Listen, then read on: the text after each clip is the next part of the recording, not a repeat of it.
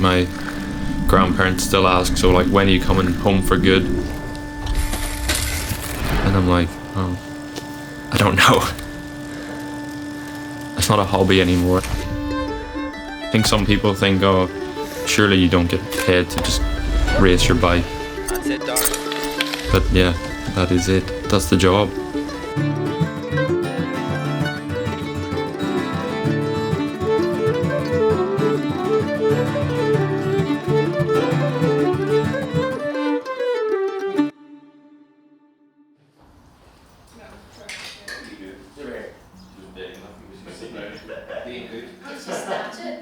We would have been a sporting family, not necessarily cycling. It would have been a lot of local football, Gaelic football, things like that. Swimming, running. Darren even tried soccer for a while, but yeah, we're a sporting family. Well, I was born in Craigavon Hospital and then grew up small town Edendorf in County Tyrone in the north of Ireland. Go. Darren's the eldest, Adam's next, 2-year gap. Then there's Aaliyah, and then Maya Rose. She's the youngest at 14. When I quit playing Gaelic football, I started cycling. And that's where the love of cycling came from. My first race was in Lady Dixon Park, 2012. Darren done his first race. I think was lapped and came last. But I thought this is the end of it. We're never going to have to go back here. And he was back. Couldn't wait to get going next week to do another race. So that was the start of it. And then that kind of snowballed from there. I think my brother then joined in. And then like for the following year, my sister joined in. And then it just got a bit more competitive as the years grew on.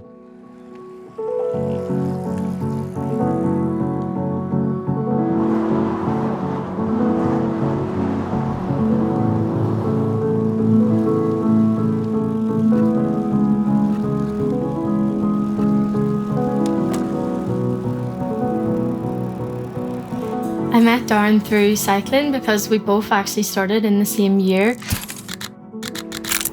It took us a couple of years to actually speak. Darren has just always been the same, even since he was 13. He was just like a wee granda. He's just always been really serious. Always very competitive, even at musical chairs at a birthday party. No matter whose birthday it was, he had to win. The first time I thought I want to be pro is around like 14 or 15 in school. He was never a winner at younger age groups, at the under 14s, He was only really at under 15 and 16 where he started to change and actually win. I think I wrote down that I would like to be a professional cyclist. My mum's also an accountant, so that was kind of like, in my head, the backup plan. We used to think, well, yeah, right, it's great the way they can dream. I didn't even really know it was on the cards. Just one year he said to me, I'm going to France for summer. And I just thought that it was for a holiday with his friends. And then he told me he had joined a French team. And I was like, oh my God.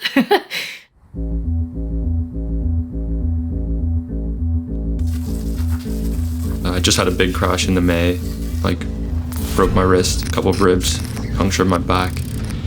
And basically had a month off, went straight out to France. In the first weekend, like I won the first stage race. It was kind of a shock. Probably won't happen again. And then won the next stage race, and then the next one. And then I was like, oh, I could be maybe onto something here. That was when I realised he's got the makings of a cyclist. It was probably the easiest decision I've ever made in my life. When someone calls you to say, you know, you've unlocked a dream pretty much. Yeah, I was just lying there on my own, disbelief, but also extremely proud of how far I came. People can't believe it. It's like, what do you mean? He's riding a bike for a living? He gets paid? Right, that's it. And do you think, will he ever get a real job? Aye. The dream is still the same. I think to be on the bike as a job is not something that a lot of people can say they do, and it's something I'm privileged to say I can do.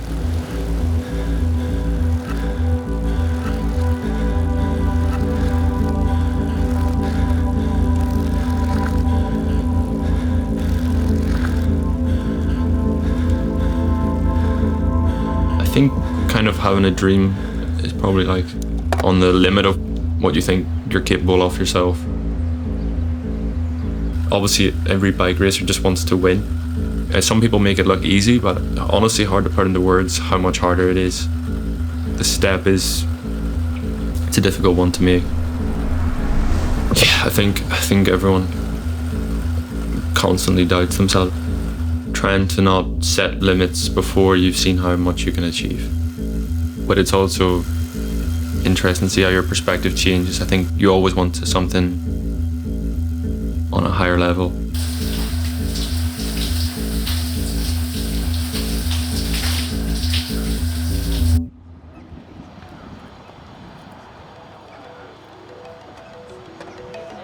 Nationals this weekend. I mean, it would be probably a dream to go back to back if I could win again on Sunday. Other dreams. I suppose I should just go ahead and say I'd love to be world champion. But I think the next few years are probably, it's definitely not in the three-year plan, but if you took it as a percentage and you say to people, oh, you lose a whole lot more than you win, they would be like, oh, why do you do it? Why don't you pick something where you're a bit more certain of winning? But I think that feeling of when you do win is just completely unmatched, that you're happy to sacrifice so much time through the downs, that when you win or you see someone else win and you've been a part of it, that feeling's just, yeah, so good.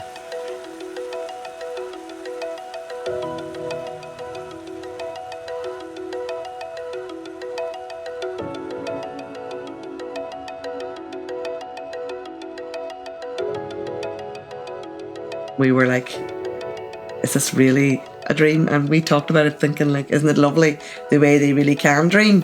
Mm-hmm. But genuinely never thought that this was even anywhere close to something that they could put into reality. Happiness, I think. Yeah.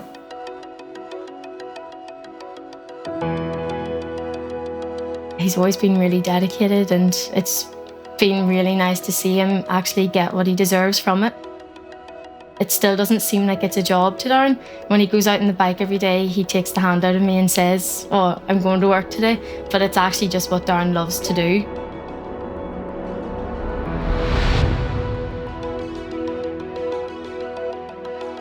Not very good at giving advice in general.